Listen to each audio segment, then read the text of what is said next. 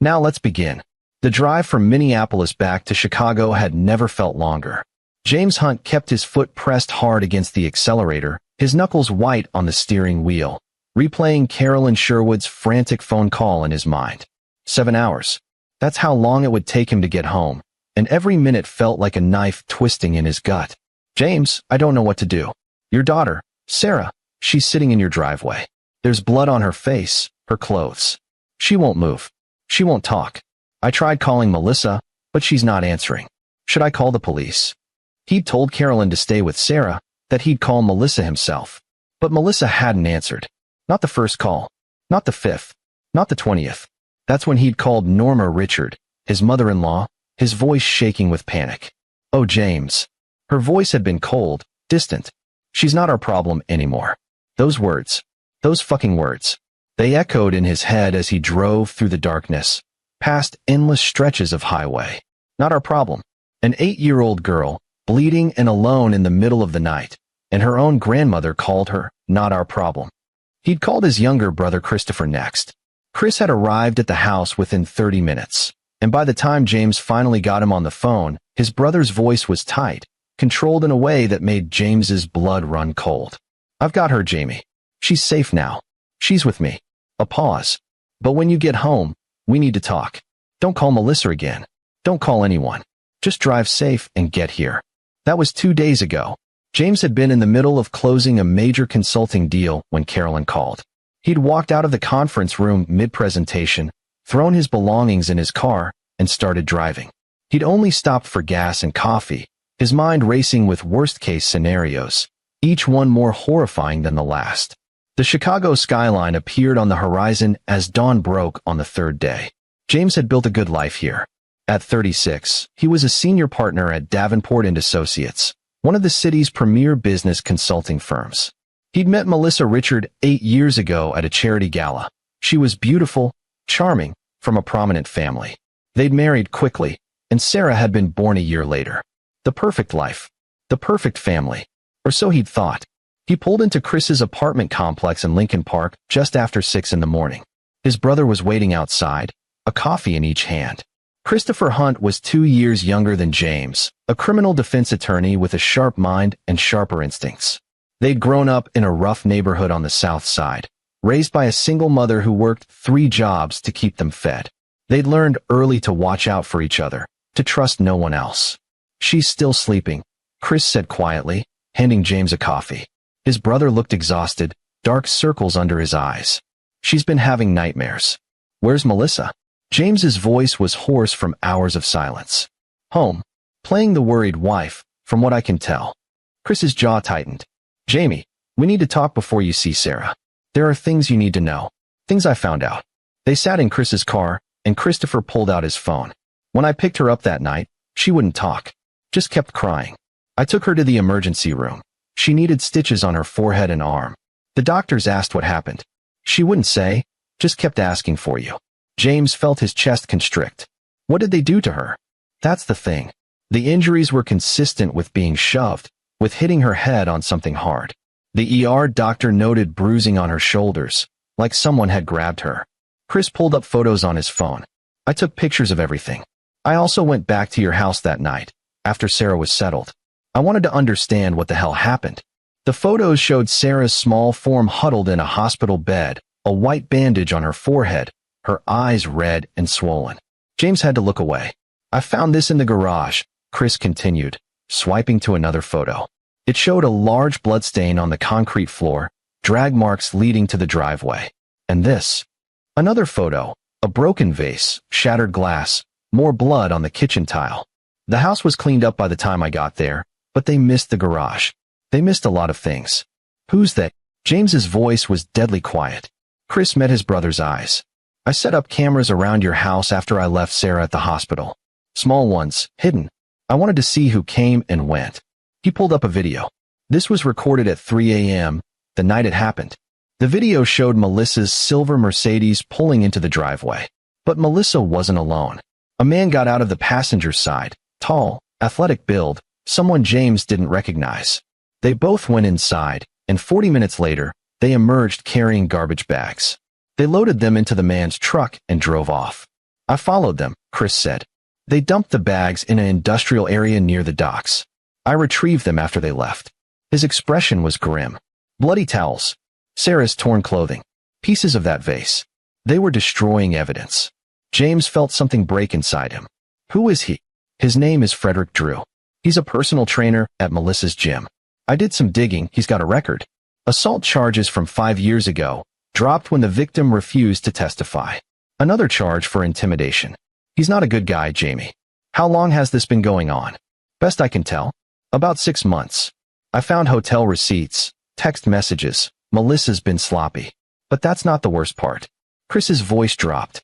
I talked to Norma yesterday. Confronted her. She knew, Jamie. She's known about the affair from the start. She actually encouraged it. James stared at his brother. What? Norma never thought you were good enough for Melissa. You know that. You came from nothing, worked your way up. Melissa was supposed to marry old money, someone from her social circle. Norma's been waiting for this marriage to fail. Chris's hands clenched. When I confronted her, she laughed. Said Melissa deserved better than a self-made man who's never home. The pieces were starting to come together, but James still didn't understand the most important part. What happened that night? Why was Sarah outside bleeding? Chris took a deep breath. I think Sarah walked in on something.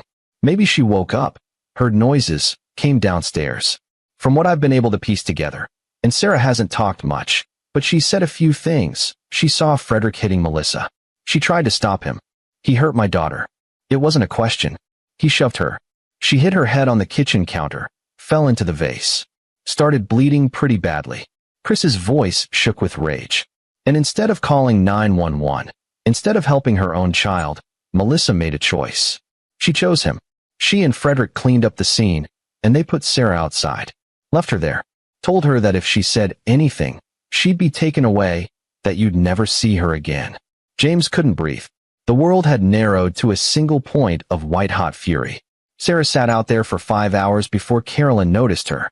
5 hours, Jamie. She was terrified, in pain, traumatized. And her own mother. Chris couldn't finish. Where's Melissa now? James's voice was unnaturally calm. Home. I've been watching the house. Frederick's there too. They've been acting like nothing happened, waiting for you to come back so Melissa can play the concerned wife. Chris pulled out a thick folder. I've documented everything. Every piece of evidence. I know you're angry. I'm angry too. But we need to be smart about this.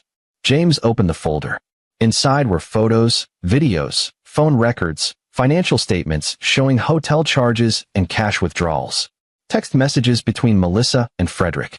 Messages between Melissa and Norma discussing the affair, discussing James, discussing their plans. It was all there. A complete picture of betrayal. But there was something else. Bank statements showing large transfers from Melissa's account to Frederick's. Titles to a condo purchased in Frederick's name. Melissa wasn't just having an affair. She was financing Frederick's life, using James's money to do it. There's more, Chris said quietly. I found insurance documents.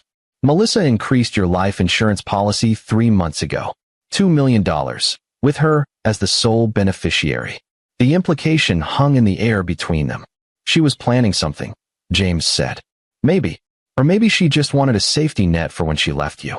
Either way, Chris stopped. I think you need to see Sarah now. She's been asking for you. They went upstairs to Chris's apartment. Sarah was awake, sitting on the couch in pajamas that were too big for her, holding a stuffed bear that Chris must have bought her. When she saw James, her face crumpled. Daddy. He was across the room in 3 strides, pulling her into his arms, careful of her injuries. She was so small, so fragile. The bandage on her forehead stood out starkly against her pale skin. I'm sorry, Daddy. I'm sorry, she sobbed into his shoulder. Sho, baby. You have nothing to be sorry for. Nothing. He held her tight, feeling her shake. I'm here now. I'm here, and I'm never leaving you again. She pulled back to look at him, her eyes, his eyes, the same dark brown, filled with tears. Mommy said you wouldn't want me anymore. She said I was bad. She said, your mother lied. James's voice was steel. You're not bad. You're the bravest, strongest girl I know. And I will always, always want you. Do you understand me?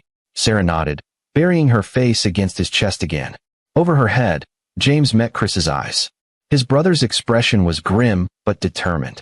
James had built his career on solving problems, on finding weaknesses in systems and exploiting them, on understanding human nature and using it to his advantage. He'd advise companies on how to outmaneuver their competitors, how to turn disasters into opportunities. Now he was going to use every skill he'd learned, every connection he'd made, every ruthless instinct he'd suppressed in the name of civility, to destroy the people who had hurt his daughter. Melissa wanted to play games. Norma thought he wasn't good enough. Frederick thought he could put his hands on an 8-year-old child and walk away. They were about to learn what happened when you backed a self-made man into a corner. They were about to learn that some men, when you take everything from them, have nothing left to lose. And James Hunt had nothing left to lose except Sarah. He was going to make them pay. Every single one of them. But first, he needed to understand the full scope of what he was dealing with. He needed to go home. Can you keep her a little longer? James asked Chris, stroking Sarah's hair. Just for today. Of course. Chris understood. What are you going to do? I'm going to talk to my wife, James said quietly. And then I'm going to start building a case. Jamie, Chris's voice held a warning. Whatever you're planning, be careful. These people are dangerous. James looked down at his daughter, at the bandage on her forehead, at the fear still lingering in her eyes. So am I, he said. The house in Oak Park looked exactly as it always had. Pristine, expensive, perfect. James sat in his car across the street for a moment, studying it. He'd bought this house with the first big bonus from Davenport and Associates. Melissa had decorated it, filled it with expensive furniture and art. It had never felt like home, he realized now. It had felt like a showpiece. He checked his phone. Chris had sent him a text. Cameras are still active. I can see everything. Be safe. James had prepared for this moment during the drive. He'd showered at Chris's apartment, changed into a fresh suit. He looked exactly like the James Hunt who had left for Minneapolis 3 days ago, calm, professional, in control. But inside, he was someone different now. Inside, he was calculating every move, planning every word. He walked up to the front door and used his key. The house was quiet. He could hear voices from upstairs, Melissa's voice, and a man's laugh. They didn't even have the decency to hide it. James set down his briefcase and walked up the stairs. The bedroom door was open. Melissa was there, wearing one of James's own dress shirts, her hair tousled. Frederick Drew was lying on James's bed, shirtless, completely comfortable. They both froze when they saw him. James. Melissa's hand flew to her throat. You're home early. He looked at her. Really looked at her. She was beautiful, blonde, blue-eyed, the kind of woman who turned heads. But now all he saw was the person who had left their daughter bleeding in the driveway. The person who had chosen this man over their own child. Where's Sarah? He asked, his voice conversational. Melissa's eyes darted to Frederick, then back to James. She's at my mother's. No, she's not. James leaned against the doorframe, completely relaxed. I just spoke to Norma. She said Sarah's not her problem. Interesting choice of words, don't you think? Frederick sat up, his expression hardening. Look, man, maybe you should. I wasn't talking to you, James said, his eyes never leaving Melissa. In fact, I don't even know who you are. Should I? The lie was calculated. He watched Melissa's face, watched her try to figure out what he knew, what he didn't know. This is Frederick, she said finally. He's a friend. A friend. James nodded slowly. And does your friend make a habit of sleeping in other men's beds? James, please. Let me explain. I don't need you to explain. I need you to tell me what happened to our daughter 3 nights ago. The color drained from Melissa's face. What do you mean? Sarah, our 8-year-old daughter. Someone hurt her. Someone left her sitting outside in the middle of the night, bleeding. I want to know what happened. Frederick stood up, reaching for his shirt. I think I should go. Sit down. James's voice cracked like a whip. Frederick actually flinched. You're not going anywhere until I get answers. You can't tell me what to do in my own, Frederick started. Your own what? James smiled, and it wasn't a nice smile. This isn't your house. This is my house. That's my bed you were fucking my wife in. And you. He pointed at Frederick. You put your hands on my daughter. The room went silent. I don't know what you think happened, Melissa said, her voice shaking. But you're wrong. Sarah just fell. Don't. James's voice was quiet, but something in it made Melissa stop. Don't insult my intelligence. I know what happened. I know everything. He could see the panic in her eyes, the way she looked at Frederick for support. I think we need to call a lawyer, Frederick said. Oh, we'll definitely be calling lawyers, James agreed. Among other people. But first, I want to hear it from you, Melissa. I want to hear you say what you did to our daughter. Melissa's facade crumbled. Tears started flowing, and James realized with disgust that they weren't tears of remorse. They were tears of self-pity. It was an accident, she sobbed. Sarah came downstairs. She saw us. She started screaming. Frederick tried to calm her down, but she wouldn't listen. She attacked him, and he just pushed her away. She fell. It was an accident. And then what? James's voice was ice. She was bleeding. I panicked. I didn't know what to do. So you put her outside. James stated it flatly. You cleaned up the blood, packed up the evidence, and you left your 8-year-old daughter sitting in the driveway for 5 hours. I was going to call you. But you didn't. You didn't call me. You didn't call 911. You didn't even call your mother for help. No. Wait. You did call Norma. And she told you to handle it yourself, didn't she? She told you to get rid of the evidence. Melissa's silence was confirmation. I want you both out of this house, James said. Now. This is my house too. Melissa's tears turned to anger. You can't just throw me out. Watch me. James pulled out his phone. I can have the police here in 5 minutes. I have evidence of child endangerment, evidence of assault on a minor. I have photos, videos, witnesses. So you can leave quietly, or you can leave in handcuffs. Your choice. Frederick grabbed his clothes, moving toward the door. Melissa caught his arm. Wait. You can't just leave me. I'm not going to jail for your kid, Frederick said, shaking her off. The mask dropped completely. Melissa's beautiful face twisted with rage. You don't understand. You've never understood. I gave up everything for you. My career, my life. I was supposed to marry someone important, someone from my world. But my father liked you, thought you had potential. Do you know what it's been like, watching you succeed while I'm stuck playing housewife? Watching you travel the country while I'm trapped here. So you had an affair. James's voice was flat. Fine. I could have lived with that. We could have gotten a divorce, shared custody. But you hurt Sarah. You left her bleeding and terrified because you were more worried about protecting him. He gestured at Frederick. Than protecting your own child. She was ruining everything. Melissa screamed. She was always ruining everything. Always needing attention. Always interrupting. Always. James held up his hand. He'd heard enough. Get out. Both of you. Now. What about my things? Melissa started. You can have a lawyer arranged to pick them up. Get out. Frederick was already halfway down the stairs. Melissa lingered, looking around the bedroom as if seeing it for the last time. You'll regret this, she said. My family has lawyers. Good lawyers. You'll never see Sarah again. Is that a threat? It's a promise. She grabbed a coat and purse. I'll make sure everyone knows what kind of father leaves his daughter alone for days while he's off on business trips. I'll make sure the courts know that Sarah wasn't safe with you. She left, slamming the door behind her.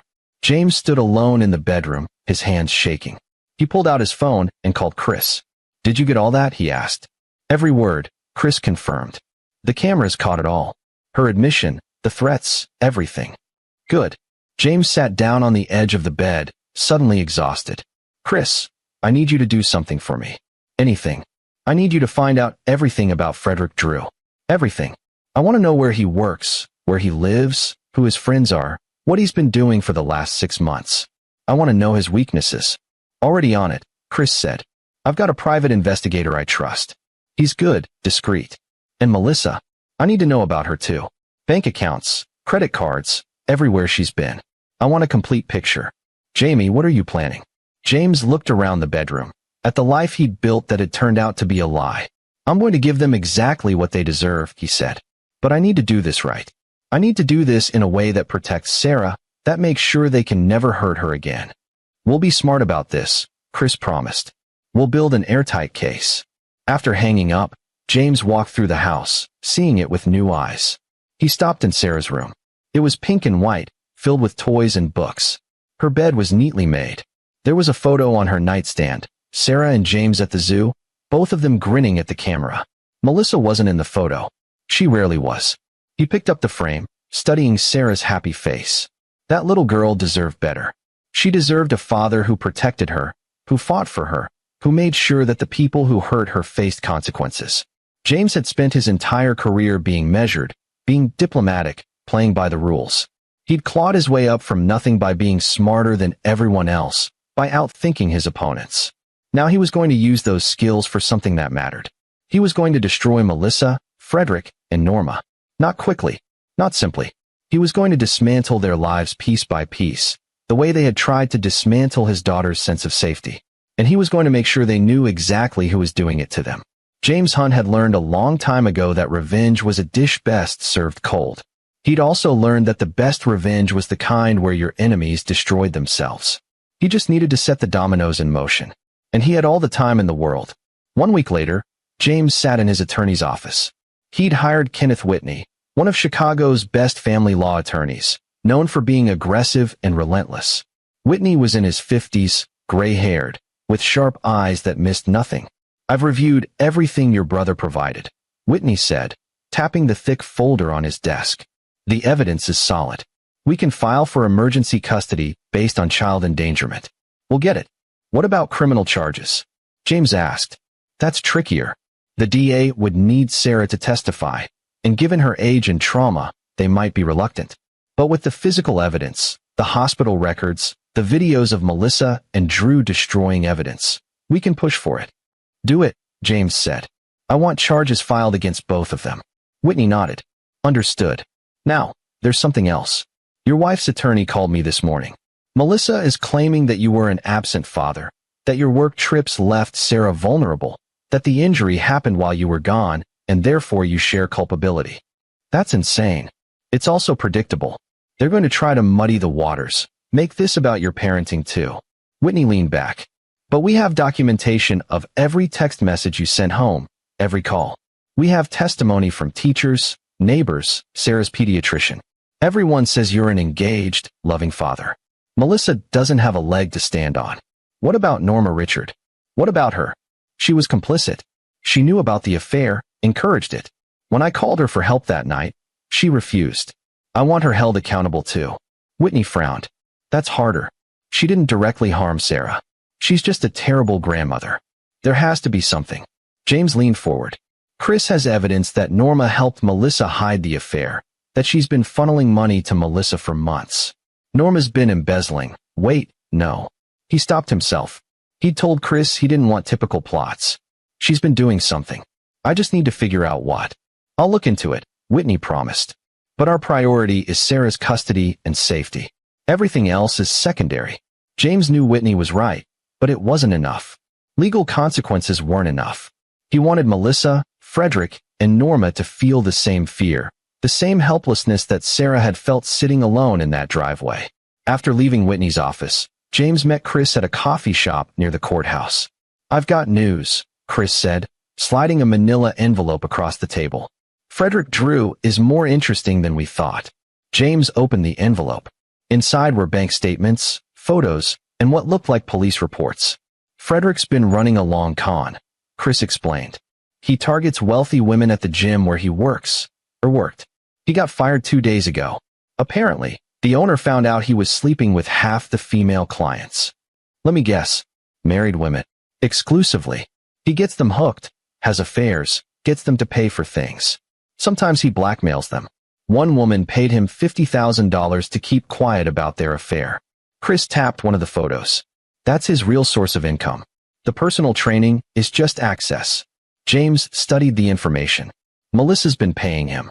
More than you'd think. In the last 6 months, she's transferred over $200,000 to accounts he controls. She bought him a car, a condo. She's been bankrupting your joint accounts. How is that possible? I monitor our finances. She opened new credit cards in your name. Took out a home equity loan. She's been very busy. Chris's expression was grim. She's in debt up to her eyeballs, Jamie. And now that Frederick's lost his job, his income stream is gone. James saw the angle immediately. They need money. That's why she increased my life insurance. That's my thinking too. Chris paused. There's more. I found text messages between Melissa and Frederick from 2 weeks ago. They're discussing handling the James problem. It's not explicit, but the implications are pretty clear. They were planning something. James felt cold. Maybe. Or maybe they were just fantasizing. Either way, it shows intent. Chris pulled out his phone. And here's the kicker. Frederick has a contact, someone he's worked with before. A guy named Ronnie Wolf. Wolf's been in and out of prison for assault, extortion. He and Frederick did time together about 8 years ago. What kind of contact? The kind you hire when you need someone to disappear. James absorbed this. The picture was getting clearer. Melissa hadn't just been having an affair. She'd been planning to leave him, probably take Sarah, and clean him out financially. When Sarah had become a complication, when she'd witnessed Frederick's violence, they'd improvised. Badly. But what if Sarah had fought harder? What if she'd called the police? What if? James forced himself to stop. Sarah was safe. That's what mattered. We need to flip this, he said. Flip what? Everything. They thought they were so smart, so careful. But they left evidence everywhere. They got sloppy. We used that. Chris leaned back. What are you thinking? Melissa and Frederick need money. They're desperate. Frederick just lost his job. Melissa's cut off from our accounts. They're going to do something stupid. James smiled. We just need to make sure they do it in a way that destroys them. That's playing with fire. I know. James met his brother's eyes. But I'm done playing it safe. These people hurt my daughter. They were planning to hurt me. And they almost got away with it. He gestured to the envelope. We have evidence of fraud, endangerment, possibly conspiracy to commit murder. But that's not enough. I want them to lose everything. I want Frederick in prison. I want Melissa destroyed. I want Norma to watch her daughter fall and know she helped cause it. Chris was quiet for a long moment. Okay, he said finally. I'm in. What's the plan? James pulled out a notebook. He'd been sketching ideas, angles, possibilities. First, we let them think they're winning. Whitney files for custody, but we make it look like a standard divorce. We don't mention the criminal charges yet. We let Melissa think she can fight me. Why? Because desperate people make mistakes. Melissa will reach out to Frederick for support. They'll make plans. And we'll be watching every move. James tapped the notebook. Second, we cut off their money. I've already frozen our joint accounts. I've canceled the credit cards. Melissa has no access to funds except what she had in her personal account, which according to your investigation is almost nothing. She'll go to Norma. Exactly. And that's when we start learning about Norma's involvement. Money leaves a trail. Chris nodded slowly. And Frederick? Frederick's the key. He's the weak link. He's got a record, he just lost his job, and his cash cow, Melissa, is broke. He's going to panic. James pulled out another document. I did some research. Frederick's on probation for those assault charges. Any new arrest, any violation, and he goes straight to prison. No bail. So we get him arrested. We get him to violate his probation in a way that's undeniable. But not yet. First we watch. We document. We build an airtight case. And then, James smiled. We give them enough rope to hang themselves. Chris studied his brother. You've changed. No, James said quietly. I've just remembered who I used to be. Before I started caring about being respectable, they spent the next 3 hours planning. Chris had resources, investigators, contacts in law enforcement, people who owed him favors. James had money and access to information through his business network. Together, they started building a web. The plan was elegant in its simplicity. They would monitor Melissa and Frederick, document every move, every conversation. They would track Norma's involvement. And they would wait for the inevitable moment when Frederick's need for money, Melissa's desperation, and Norma's arrogance led them to do something that couldn't be walked back. James wasn't just planning to win custody of Sarah. He was planning to ensure that Melissa lost everything, her reputation, her money, her freedom. He was planning to send Frederick to prison for a very long time. And he was planning to expose Norma in a way that would destroy her standing in Chicago's social circles. It was ruthless. It was calculated. And it was exactly what they deserved. When do we start? Chris asked. We already have, James said. Melissa doesn't know it yet, but she's already lost. 2 weeks into the surveillance, the picture became even more damning. Chris's investigator, a former FBI agent named Lee O'Connor, had proven worth every penny. He'd placed listening devices in Frederick's condo, tracked Melissa's movements, and monitored all their communications. James and Chris sat in Chris's apartment, listening to recordings, watching videos. Sarah was at school. James had enrolled her in a new private school closer to Chris's place, somewhere Melissa didn't know about. She was starting to smile again, starting to sleep through the night. Listen to this, Leo said, playing a recording from 2 days ago. It was Melissa and Frederick in his condo. Can't keep living like this, Frederick's voice said. I've got rent due bills. Your husband cut you off. He's not my husband anymore. Or he won't be soon. Melissa sounded bitter. My lawyer says he's going for full custody. He's claiming I'm an unfit mother. Aren't you? Frederick laughed, but it wasn't kind. Fuck you. This is your fault. If you hadn't lost your temper with Sarah. She attacked me. She's 8 years old. There was a pause, then the sound of something breaking. Don't you ever raise your voice to me, Frederick said, his voice cold. You don't scare me. I should. Remember what happened to Sarah when she got in my way. Another pause. Then Melissa, quietly. Are you threatening me? I'm reminding you that you're as deep in this as I am. You cleaned up the scene. You moved the evidence. You're an accessory. Frederick's voice turned smooth, almost gentle. But I don't want to fight, baby. I want us to be together. We just need money. Your mother. My mother cut me off too. She says I embarrassed her, that I should have been more careful. Then we need another source of income. Papers rustling. What about James's life insurance? What about it? You increased it, right? 2 million. So if something happened to James, you'd have enough money for both of us. We could disappear, start over somewhere new. Melissa's laugh was shaky. You can't be serious. Why not? He's going to take everything from you anyway. Your daughter, your home, your money. Don't you want revenge? Frederick, that's crazy. We can't. I mean, how would we even? I know people. People who can make things look like accidents. The recording continued, but James had heard enough. He looked at Chris and Leo. That's conspiracy to commit murder, Chris said. We've got them. Not yet, James said. That's talk. Speculation. A good lawyer could argue it's just venting, just anger. We need more. More than a recording of them discussing killing you.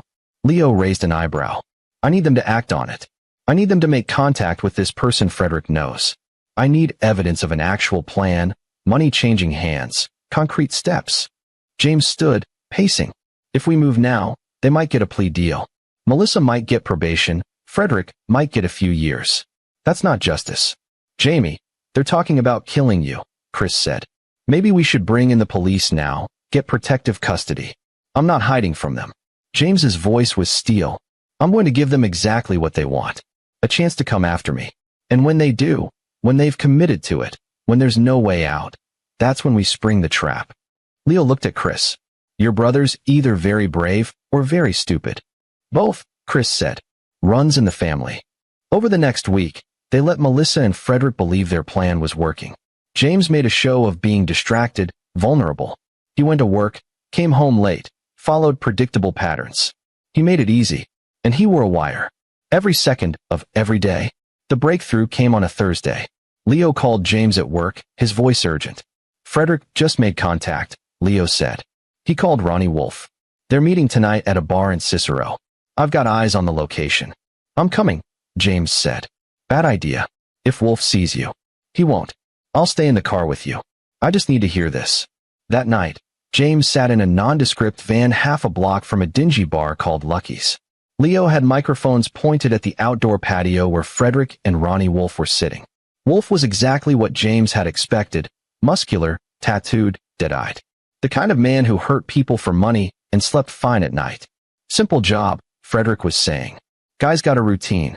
Every Wednesday, he works late, drives home through Lincoln Park. Quiet street, not many cameras. And the pay? Wolf's voice was gravelly. $25,000 up front. Another 25 when it's done. 50 grand to take out some business guy? Wolf sounded skeptical. What's the catch? No catch. Just needs to look like a robbery. Random violence. You know the drill. And who's paying? Does it matter? It does if the cops come looking. Wolf leaned back. I don't like sloppy work, Drew. You reek of sloppy. The money's good. Clean. Can't be traced. Wolf was quiet for a moment. I want 30 up front. I don't have 30. Then we don't have a deal. Wolf stood. Wait. Frederick grabbed his arm. I can get it. Just give me a few days. You've got until Monday. Bring cash to this location. Wolf slid a piece of paper across the table. And Drew? If this goes sideways, if the cops show up, I'm giving them your name first. Clear. Crystal. Wolf left. Frederick sat alone for a moment, then pulled out his phone. In the van, James listened as Frederick called Melissa. We need 30,000 by Monday, Frederick said without preamble. I don't have 30,000. Then get it. Sell something. I don't care. This has to happen, Melissa. If we don't do this now, James is going to take everything. My mother. Ask your mother. Tell her it's an emergency. Tell her whatever you need to tell her. Melissa hung up. James looked at Leo. That's enough for an arrest, right? Leo asked. It's enough for Frederick, James confirmed. But I want Melissa and Norma too. I want all three of them. We keep watching, Chris said from the back of the van. He'd been silent, listening. We see if Melissa goes to Norma. We see if Norma provides the money. And if she does? Then Norma's an accessory to conspiracy to commit murder, Chris said. She goes down with them. They didn't have to wait long. The next morning, Leo's team caught Melissa visiting Norma's penthouse apartment in the Gold Coast. The penthouse had been Norma's home since her husband died 5 years ago, a monument to old money and social status. Leo had managed to get a listening device in the building's lobby, close enough to catch the elevator conversation. Absolutely desperate, Melissa was saying. If I don't get $30,000 by Monday, Frederick says everything falls apart. Frederick says. Norma's voice dripped with disdain. You've let this man control you, drain your accounts, ruin your marriage. And now you expect me to pay for his mistakes. Mother, please. If James gets full custody, you should have thought of that before you left Sarah bleeding in the driveway. Silence. Then Melissa, crying. That was an accident. You know it was an accident. It was negligence. It was putting that man before your own child. Norma sighed. But I suppose I'm complicit in this disaster too. I encouraged your affair. I thought Frederick was just a distraction, something to make James jealous enough to improve himself. I never expected you to fall for him. I love him. Love. Norma laughed bitterly. You've bankrupted yourself for love. Well, I won't let you lose Sarah. She's my granddaughter, and I won't have her raised by a man from the South Side. So you'll help? A long pause. I'll give you the money. But this is the last time, Melissa. Whatever Frederick's planning with this money, it better work. Because I'm done bailing you out. Thank you, Mother. Thank you. James turned off the recording. They had it. All of it. Conspiracy to commit murder, with all three of them involved. Norma was knowingly providing funds for a hit. Melissa was coordinating it. Frederick was arranging it. The trap was set. We call the police now, Chris said. Not yet.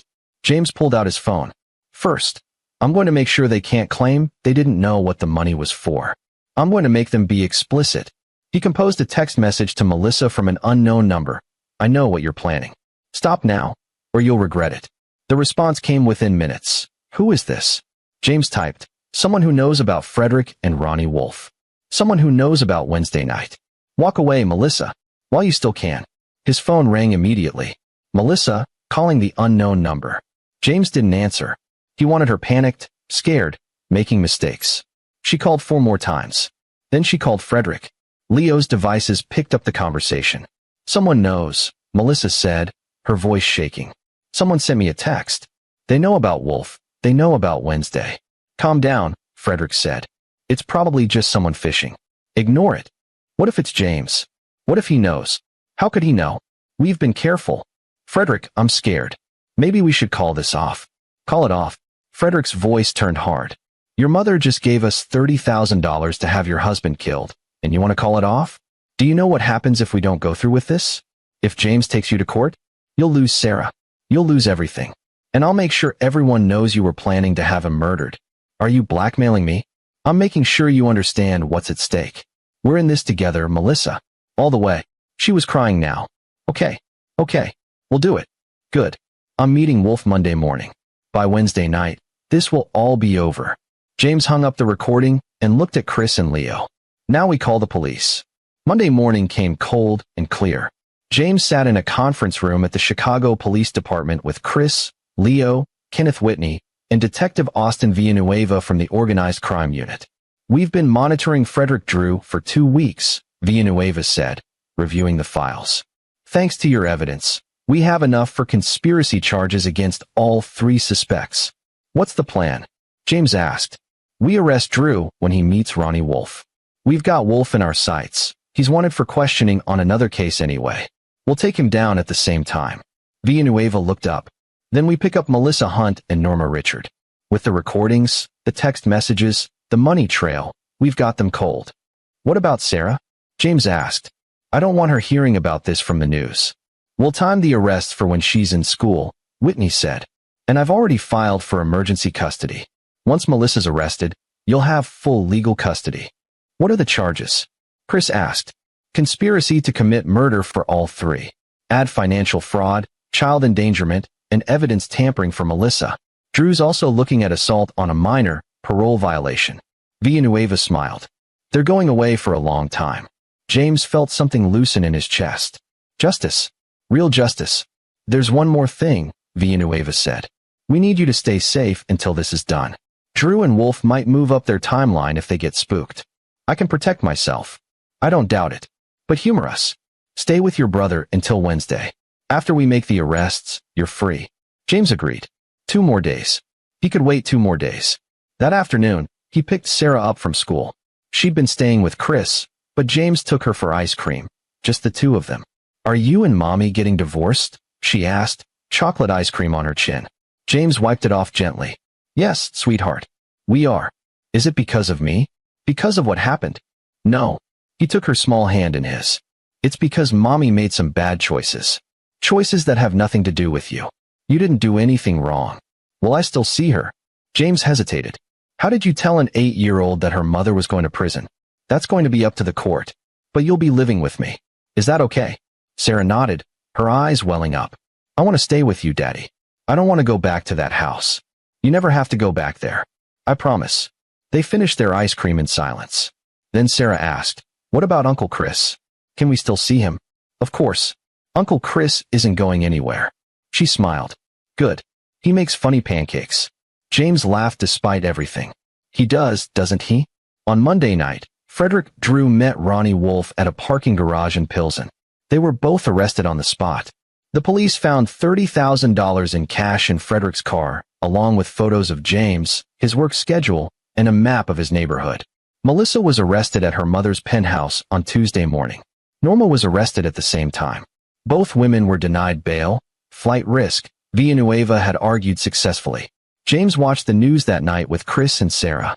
The story was everywhere. Socialite, mother plot to murder husband. Photos of Melissa in handcuffs, looking shocked and disheveled. Frederick being led into the police station, his face hard and defiant. Norma Richard, dignified even in custody, refusing to comment. Is that Mommy? Sarah asked quietly. Yes, James said. Is she going to jail? Probably. Sarah was quiet for a long time. Then, good. James pulled her close.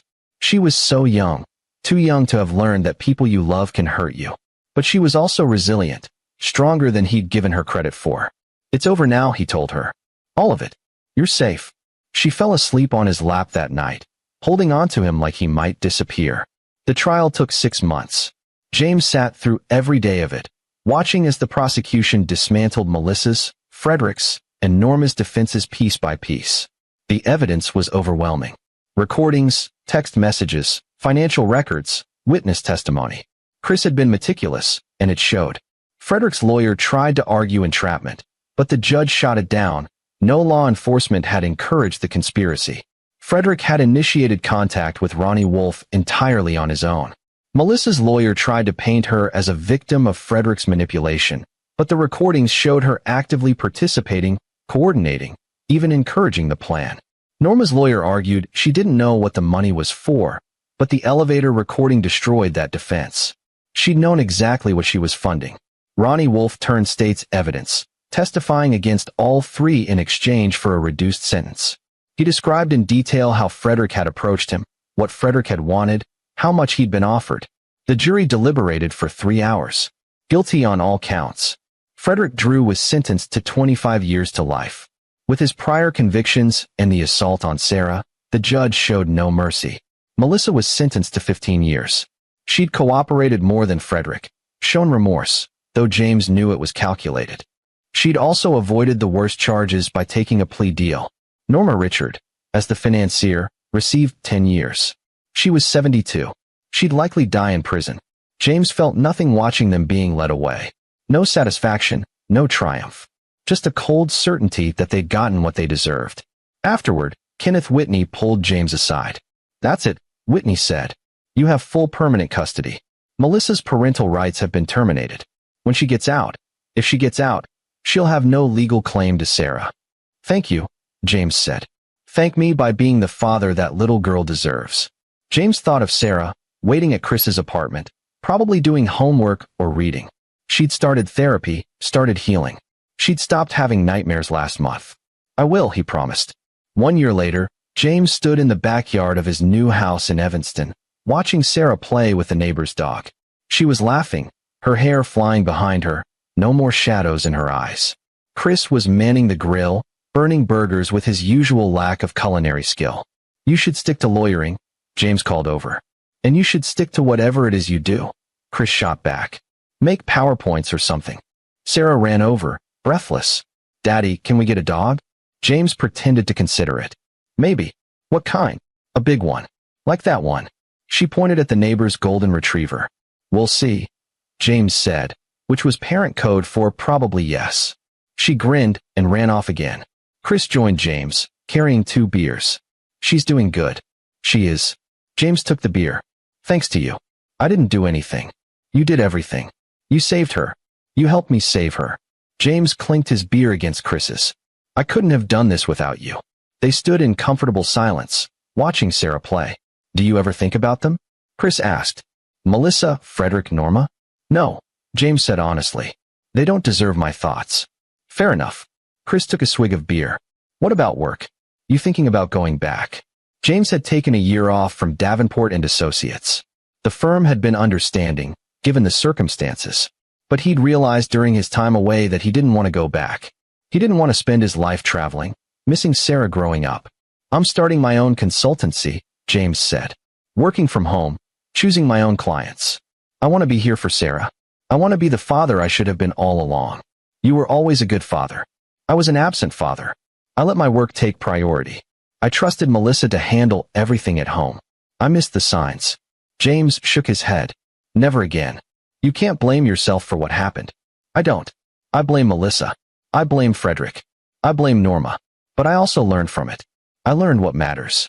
Sarah ran over again, tugging on his sleeve. Daddy, Uncle Chris's burgers are on fire. They both turned to see smoke billowing from the grill. Damn it. Chris ran over, trying to salvage dinner. Sarah giggled. Can we order pizza instead? Absolutely, James said. That night, after pizza and ice cream and a movie, James tucked Sarah into bed. Daddy, she said sleepily. I'm happy we moved here. Me too, sweetheart. And I'm happy Uncle Chris visits so much. Even though he burns burgers? She smiled. Especially because he burns burgers. James kissed her forehead. Sweet dreams, Sarah. Daddy? I love you. I love you too. More than anything in the world. He turned off the light and stood in the doorway, watching her drift off to sleep. This little girl, who'd been through so much, who'd survived the worst kind of betrayal, who was somehow still able to laugh and play and love. She was his whole world now. Melissa had been right about one thing. James had given up a lot for his career. He'd missed school plays and parent-teacher conferences. He'd been absent more than present. But that was over now. He'd burned his old life to the ground and built something new from the ashes. Something better. Something real. And if the people who'd tried to destroy his daughter spent the rest of their lives paying for it, well, that was just justice. James walked downstairs to where Chris was cleaning up the kitchen. She asleep? Chris asked. Out like a light. Good. Chris dried his hands. I should get going. Chris. James stopped his brother. Thank you. For everything. I mean it. Chris smiled. That's what family does. We protect each other. After Chris left, James sat alone in the living room, looking at photos Sarah had drawn and taped to the walls. Pictures of their new house, of her new school, of her and James and Chris. A new life, captured in crayon. His phone buzzed. A text from Kenneth Whitney. Melissa filed an appeal. It was denied. Thought you'd want to know. James deleted the message. He didn't need updates about Melissa. She was part of a past he'd left behind.